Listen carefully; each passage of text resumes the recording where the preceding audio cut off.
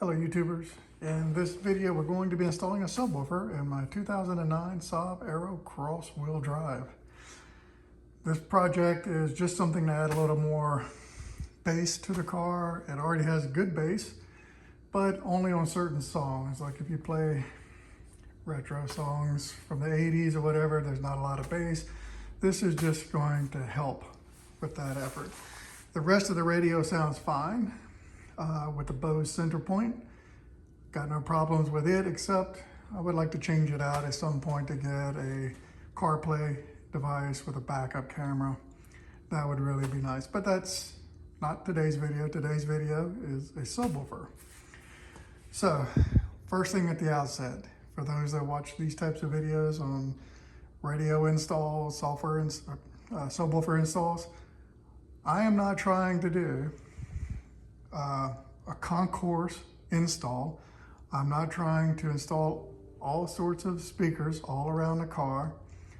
I just want a little more bass, and this is a P300-12 Rockford Fosgate that's going in. Plenty of bass. It's in I've installed these in my son's BMW, my son's Audi, and my nephew's Honda Civic, and they're great subwoofers. They do the job. What I mean by concourse type installs, I'm not using wiring that costs $10,000 or $1,000. This was 50-some dollars on Amazon. I'll put a link to it in the description below. And what mattered to me was that it was copper wiring, because it does conduct the best transfer.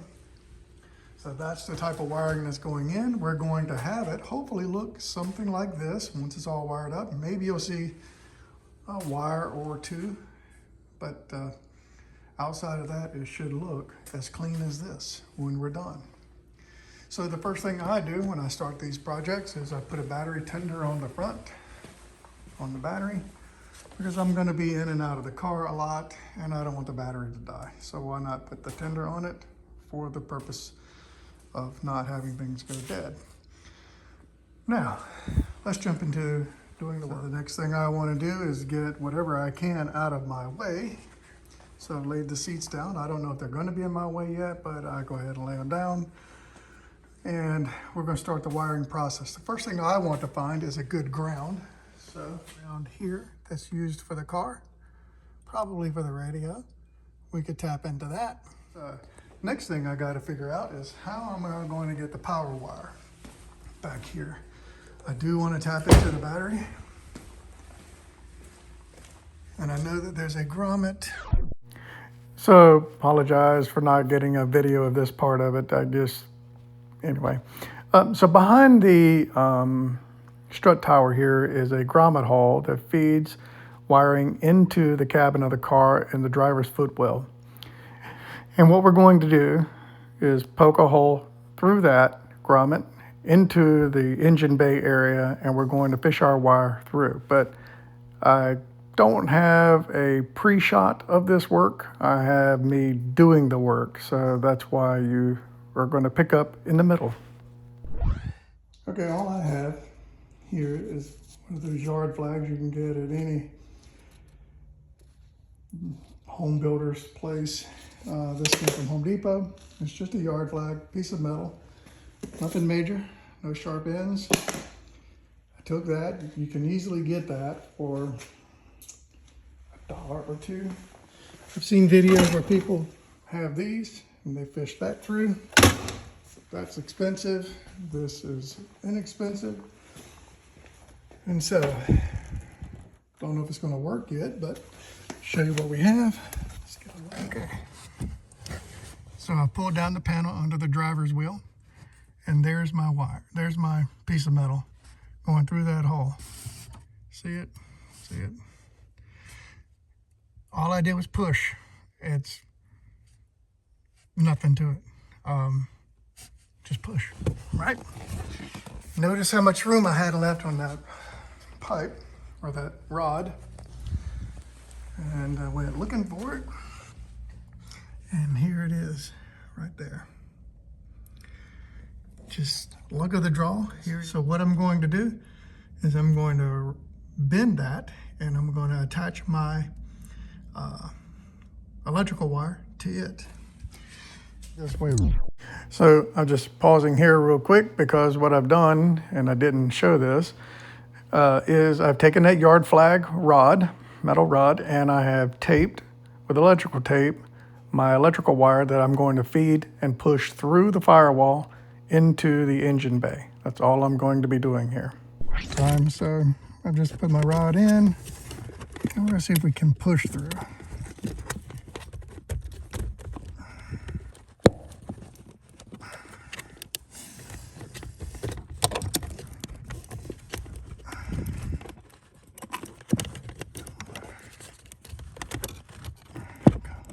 Can't get a grip on the wire. Gosh, there's too much resistance.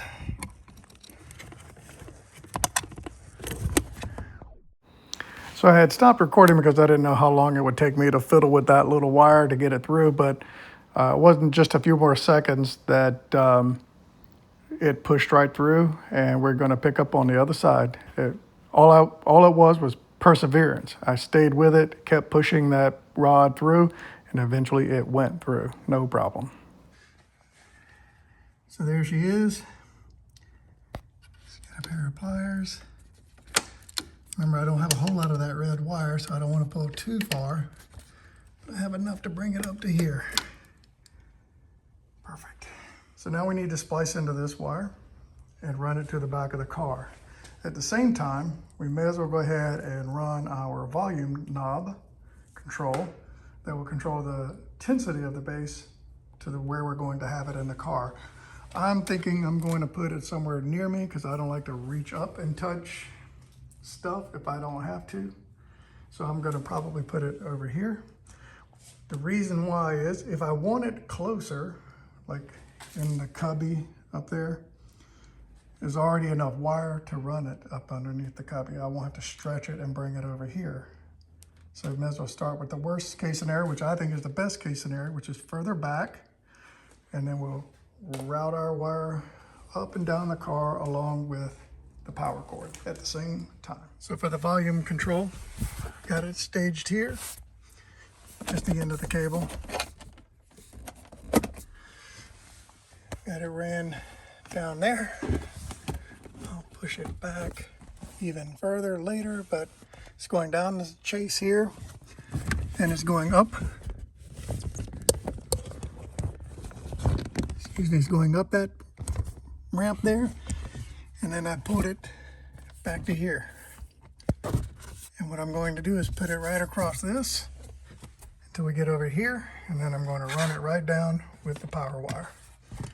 So that's the plan. So let me get that going. For those of you concerned with counting strands, you can see that the red wire, looks like not a lot of copper in it, but anyway, we have more than enough wire for our 300 watt system for these two to be together along with this one. So I've got my soldering iron, my solder, and I'm ready to put these together. So I'm not going to show you my welds up close for my soldering. That should be another something to laugh at. Anyway, it's soldered to good, nice and tight, not going nowhere. Let's cover it up with some electrical tape and start fishing our wires down this chase. Everything's under the chase. You just have to kind of pry up on it and then click it back down. Under here, and then it comes up under behind this, and then under this, and back over to there. Everything is staged and prep. So now we have power. Let me also show you this. This is staged here. Staged there. It's going under this and popping up right here. So it is what it is. If you want a subwoofer and you want to fuse it, it's the way to do it, I think. All right, now What I have to try to find is a switch source back here off of this fuse block. What I needed to do is just cut on when the car cuts on. So we're gonna test some fuses and find out which one pops on when car keys on, and then that's going to be our switch source that's going to join up with these other wires. Okay, I found a switch source, and is going to be number F13. That guy there, 7.5 watt or 7.5 amp. So F13 is our switch source. So we're going to tap into that. Now I don't have. Thought I had. I'll pop it up on the screen. This thing that would allow me to plug back in the fuse while allowing me to attach my switch source wire, which is a very small wire. All it's got to do is just tell the amp to cut on and tell the amp to cut off when it doesn't detect power. It's not a heavy draw. It's just trying to detect, are you on, or do you want me on, or do you want me off? So let me tap into that 7.5. It's going to be crude. I don't like it, but it's going to work and allow us to test the amp. When we're ready to make the connections to the factory wiring harness for the speaker connections, we're going to use my Posi-Taps. I use these in other videos, and these are the least obtrusive way to make a connection into the factory wiring harness without cutting, splicing, and ruining it. So what are we looking at here? There are two sides of the Posi-Tap, and there is the middle part. The middle part joins them together, obviously. This side here with the hole is the side that we're going to connect our wire to for the positive and left side of the subwoofer, to the connection to the subwoofer. So our left and so our wire positive and negative, we're going to go through this wire. We're going to have a positive one of these and a negative one of these. Our feed wire will cut through here, and then we're going to squish it into here. Do you see that it's a flat end? It's just all metal. And we're just going to squeeze our wire onto this, and I'll show you in a minute. And then on this side, this is the side where we find our wire that we need to from the factory harness, and this slips over that wire, right? So it slips over the wire, and then this side of the Posi-Tap has a needle. And its purpose is to puncture the wire that we want, making a connection. So that joins via this chase in the middle, that joins our factory connection wire here to our new wire going to our positive and negative terminal on the subwoofer. Demonstrate how this is going to work. This is our example of a feed wire going into our amplifier, into our subwoofer, and we're going to cover it into this. So here's our wire. Now we're going to take our middle part of this. Let's bring it in here. And we got our feed wire coming to our subwoofer. And we're just going to join them together. It's going to make a very strong connection. This does not want to come out. So that's our connection to the subwoofer. So this example is right positive. Okay, so let's just take the other end of the wire, and let's just assume this is the right positive on the factory harness, right? Let's just use it this way. This is our right positive to the factory harness. We're just going to slide this over like so. No, nothing difficult. So we're going to slide it over, and now we got our sharp end, and we're just going to screw this together. Excuse me, sorry.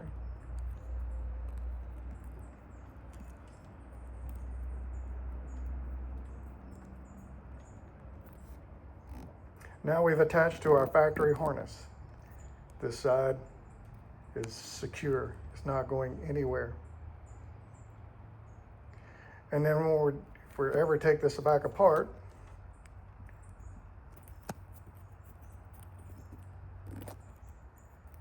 that's what you're left with. Very clean, very unique, very worthwhile to buy some Posi-Taps. I'll put a link to them in the description below. but a very worthwhile expense.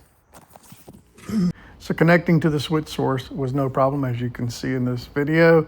But what you're going to be looking at here are my connections to the source for the subwoofer. So it's got to be able to tell when bass is playing and when bass is not.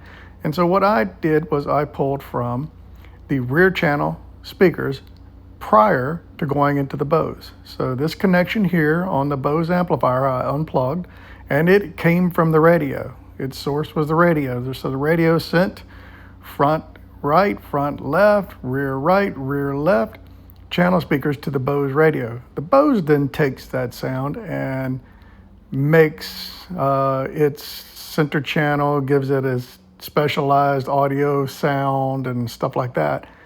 I don't care about that. I don't want the sound, the input to the subwoofer to come from the Bose. I want the input to the subwoofer to come from the radio, which is what I've done here. And so I'm going to pop up on the screen now the connections that I made and which wires you have to look for. So I'm going to cover with you the pinout that I used for this. The video I made earlier is not very clear.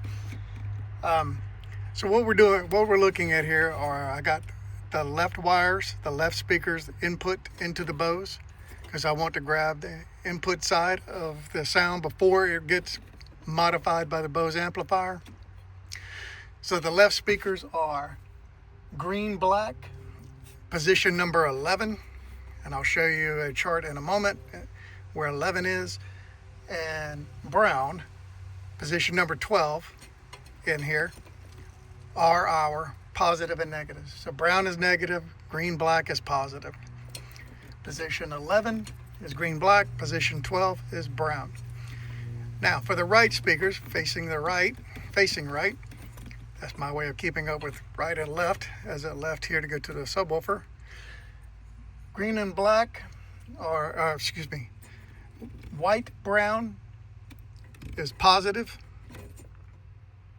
White, brown is positive, and black, blue is negative. White, brown is position 3, and black, blue is position 4.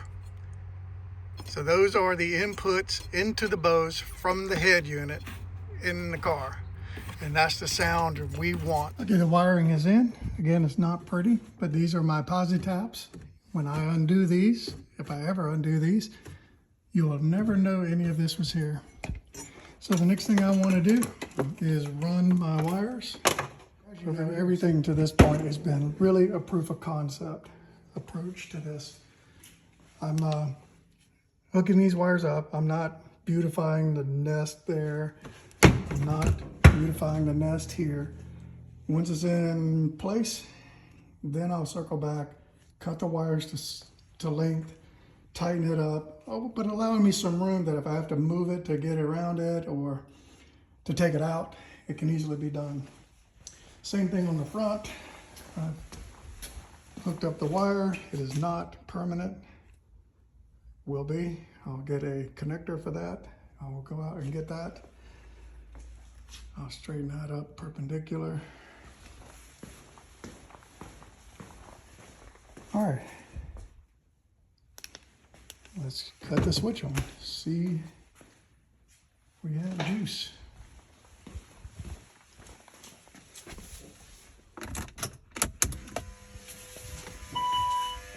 This is just a mock-up, just to prove the concept that it's going to work and that it does work, right? Check our volume. All right, so I'm done with everything.